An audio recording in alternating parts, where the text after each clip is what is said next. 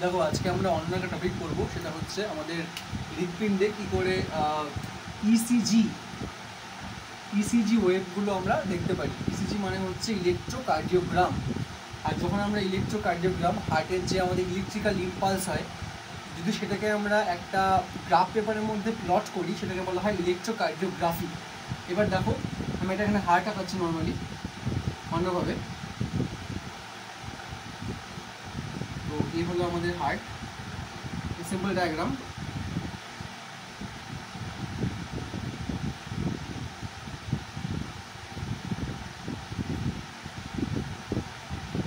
আমি সিম্পল করে একটা হার্ট আঁকালাম, ঠিক আছে।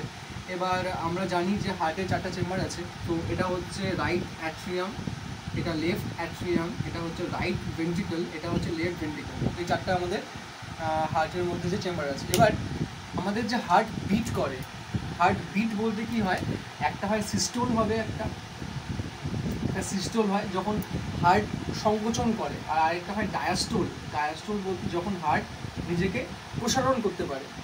তো সিস্টোল আর ডায়াস্টোলটা হচ্ছে কেন? তো হওয়ার জন্য না আমাদের হার্টের মধ্যে কিছু স্পেশাল টিস্যু থাকে, আর যেগুলোকে বলা হয় স্পেশাল জাংশনাল টিস্যু। এবার টিস্যুগুলোর লোকেশন যদি দেখি আমি, তো একটা টিস্যু বা কলা এখানটাতে আছে। এই টিস্যুটাকে বলা হচ্ছে এসএ নোড। এটাকে বলে এসএ নোড। এসএ বলতে সাইনো অরিকুলার নোড। ঠিক এরপর ঠিক এই জায়গাটার মধ্যে আছে এভি নোড। এভি নোডকে বলে অ্যাট্রিও ভেন্ট্রিকুলার নোড। তারপর দেখব এই লাইন বরাবর যে সেপ্টামটা আছে, লাইন বরাবর একটা ফাইবারের মতো মুভ করবে, যেটাকে বলা হয় বান্ডিল অফ হিজ। আর তারপরে এটা আবার এরকম করে ব্রাঞ্চ বানাবে সমস্ত ভেন্ট্রিকলস জুড়ে, আর এটাকে বলা হয় পার্কিনজি ফাইবার। সো এটাকে কি বলছে? এটাকে বলছে হিজ, বান্ডিল অফ হিজ, আর এটাকে বলে হচ্ছে পার্কিনজি ফাইবার। ঠিক আছে, এরা হচ্ছে স্পেশাল জাংশনাল টিস্যু, যার জন্য আমাদের হার্টটা বিট করতে পারে। এবার হার্ট বিট যদি বলি কোথার থেকে শুরু হয়, তো হার্ট বিট স্টার্ট হয় কিন্তু এসি নোড থেকে। এখান থেকে আমাদের জেনারেশন ইম্পালসটা স্টার্ট হয়। তারপর ইম্পালসটা ক্যারি ফরওয়ার্ড হবে এভি নোড দিয়ে। এভি নোড থেকে ইম্পালস যাবে হচ্ছে বান্ডিল অফ হিজ থেকে। তারপর গোটা যে আমাদের ভেন্ট্রিকল বা নিলয় আছে, সমস্ত জায়গাতে কিন্তু নার্ভে ইম্পালসটা ছড়িয়ে পড়বে। তো এবার যদি আমরা এই যে ইলেকট্রিক্যাল ইম্পালসটা যদি চাই আমরা, যদি আমরা এটাকে দেখবো, অ্যাজ এ রেকর্ডে দেখবো, তখন দেখা যাবে। সেটা কী করে দেখা যাবে? দেখো, যখন আমাদের, আমি আগেই বলছি, প্রথমে কিন্তু এই যে সাইনো অরিকুলার নোডটা আছে, এখান থেকে জেনারেশন স্টার্ট হবে। তার মানে কিন্তু যখন এখানে বিট স্টার্ট হচ্ছে, তার মানে অ্যাট্রিয়াম যেটা অলিন্দ অ্যাট্রিয়াম আছে, এর কিন্তু জেনারেশন ফার্স্টে হবে ইম্পালসে। তারপরে অ্যাট্রিয়াম থেকে কিন্তু চলে যাবে ভেন্ট্রিকলসের মধ্যে ইম্পালসটা। তাহলে প্রথমে আমরা দেখবো অ্যাট্রিয়ামের ইম্পালস, পরে দেখবো আমরা কিন্তু ভেন্ট্রিকলের ইম্পালস। এবার দেখো, একটা যদি আমি কোনো একটা মানুষকে একটা বেডের মধ্যে শুইয়ে দিই, বেডের মধ্যে শুয়ে ওকে রেস্ট করতে বলি, রেস্ট করে ওর গায়ের মধ্যে কিছু লিডস লাগানো হয়, এগুলোকে ইসিজি লিড বলে। ইসিজি লিড লাগানোর পরে আমরা ওর ইসিজিটাকে রেকর্ড করি 1-2 মিনিট ধরে। তো যখন রেকর্ড করি তখন দেখবো আমরা একটা এরকম একটা ওয়েভ, আমরা কিন্তু সবাই পরিচিত এটা নিয়ে, আমরা সবাই একটা এরকম ওয়েভ কিন্তু দেখে এসছি ছোটোবেলা থেকে। তো এই ওয়েভটা মানে হচ্ছে ইসিজি ওয়েভ। তো এই ওয়েভের দেখো, প্রথমে যে একটা গ্রাফ আসলো, যেমন ছোটো একটা গ্রাফ, এটাকে পি বলে, পি ওয়েভ। তো পি মানে হচ্ছে যখন আমাদের অ্যাট্রিয়ামটা ঠিকঠাক করে সংকোচন করে গেছে। সংকোচন করা মানে এখান থেকে রক্তটা নিচে পড়ে গেছে। যখন সংকোচন করবে, ট্রাইকাসপিড বাইকাসপিড ভালভ খুলে যাবে, যার ফলে কী হবে, রক্ত নিচে পড়বে। ঠিক আছে, আর এই ওয়েভটা কিন্তু আমরা এই আমাদের ইসিজি রেকর্ডের মধ্যে এইভাবে একটা শো পাবো, যে না আমাদের অ্যাট্রিয়াটা বা অলিন্দ্যটা ঠিক মতো করে সংকোচন করেছে। তারপর দেখো একটু গ্যাপ হচ্ছে এখানটায়, এই গ্যাপ হয়ে নিচে নেমেছে, তারপর উপরে উঠেছে। এই যে গ্যাপটা, এই গ্যাপটাকে বলে হচ্ছে পি আর ইন্টারভাল। তার মানে এটাকে আর বলছে, এই গ্যাপটা কেন আছে? কারণ দেখো, যখন এখান থেকে সিগন্যালটা এভি নোডে আসছে, তখন কিন্তু এখানে প্যাসেজটা খুব ছোট। এই প্যাসেজটা ছোট হওয়ার জন্য কিন্তু একটু গ্যাপ থাকছে। গ্যাপের পরে গোটা ভেন্ট্রিকলসের মধ্যে ওয়েভটাকে পাঠানো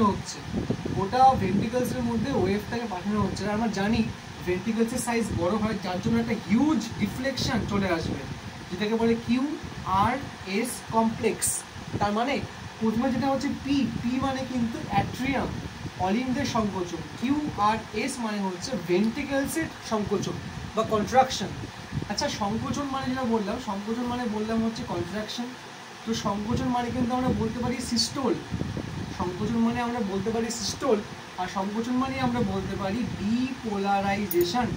একটারই তিনটা মানে আছে, আমি বলতে পারি অ্যাট্রিয়াল কন্ট্রাকশন, আমি বলতে পারি অ্যাট্রিয়াল সিস্টোল, অ্যান্ড আমি বলতে পারি অ্যাট্রিয়াল ডিপোলারাইজেশন। তিনটা মানে একই, মানে হচ্ছে পি, পি ওয়েভ মানে হচ্ছে যে কোনো একটা বললেই আমার হয়ে যাবে, আর এটা করাচ্ছে হচ্ছে এসএ নোড। তারপর দেখো যে এই ওয়েভটা আসলো, লম্বাটা ওয়েভ আসলো, এটাকে বলে কিউ আর এস কমপ্লেক্স, আর এটা মানে হচ্ছে এই ভেন্ট্রিকেলসের মধ্যে যে কন্ট্রাকশনটা হচ্ছে। তাই আমি বলতে পারি এটাকে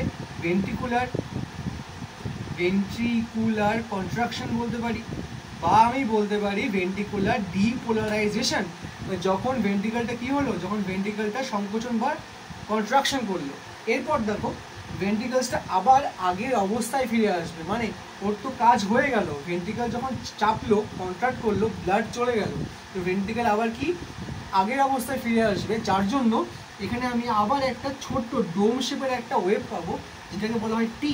তো টি মানে হচ্ছে ভেন্ট্রিকেলটা আবার প্রসারিত হয়ে গেল, মানে ভেন্ট্রিকেলটা কিন্তু হয়ে গেল এখানে আবার রিপোলারাইজড, ভেন্ট্রিকুলার হয়ে গেল রিপোলারাইজড। তো আমি কিন্তু আমার বা যে কোনো কারো ইসিজি ওয়েভ দেখে বলতে পারবো ওর হার্টের মধ্যে টোটাল বিটটা ঠিকঠাক করে হচ্ছে কিনা। এবার দেখো একটা জিনিস দেখাচ্ছি আমি, তার মানে আমি কি বললাম, এরকম করে নিয়ে একটু গ্যাপ করে উপরে উঠে তারপরে আবার এরকম একটা ওয়েভ পাবো, এরকম একটা ওয়েভ পাবো, ঠিক আছে। তারপরে এটা হচ্ছে পি বললাম, এটাকে বললাম কিউ আর এস, এটা টি। তো পি মানে কি বললাম, অ্যাট্রিয়াল কন্ট্রাকশন, অলিন্দের সংকোচন। কিউ আর এস মানে কি বললাম, ভেন্ট্রিকুলার কন্ট্রাকশন। আর টি মানে কি বললাম, ভেন্ট্রিকুলার রিল্যাক্সেশন, ঠিক আছে। এবার অনেক সময় কী হতে পারে, কোনো মানুষের দেখা যেতে পারে যে একটা ওয়েভ এরপরে আরেকটা ওয়েভ গ্যাপে আসছে, তার মানে আমি বলতে পারি ওর হচ্ছে ব্লাড প্রেশার বডিতে লো আছে, কেন এদের মধ্যে গ্যাপের ডিস্টেন্স অনেক বেশি। বা অনেক সময় এরকম হতে পারে যে কোনো একটা মানুষের খুব ফাস্ট হচ্ছে কন্ট্রাকশনটা, এর মানে কি, তার হতে পারে হাই ব্লাড প্রেশার আছে বডিতে, ব্লাডটা খুব ফাস্ট বেরোচ্ছে। অনেক সময় এরকমও দেখা গেছে ব্লাড ফ্লো নিচেও হতে পারে, এরকম করে। এগুলো হচ্ছে অ্যাবনর্মালিটিস আমরা দেখতে পারি। অনেক সময় দেখতে পারি কি, হার্টবিট আমরা যখন কেউ হাসপাতালে ভর্তি থাকে, তো হার্টবিট এরকম করে অলওয়েজ চেক করা হয়, মেনটেন করা হয় যে হার্টবিট ঠিকঠাক করে চলছে কিনা। তো ইসিজি ওয়েভ দিয়ে আমরা ইজিলি বুঝতে পারবো যে কোন ওয়েভটার মানে কি আছে, আর এগুলো এক্সামে খুব আসে। পি ওয়েভ মানে কি, কিউ আর এস ওয়েভ মানে কি, আর টি ওয়েভ মানে কি, ঠিক আছে।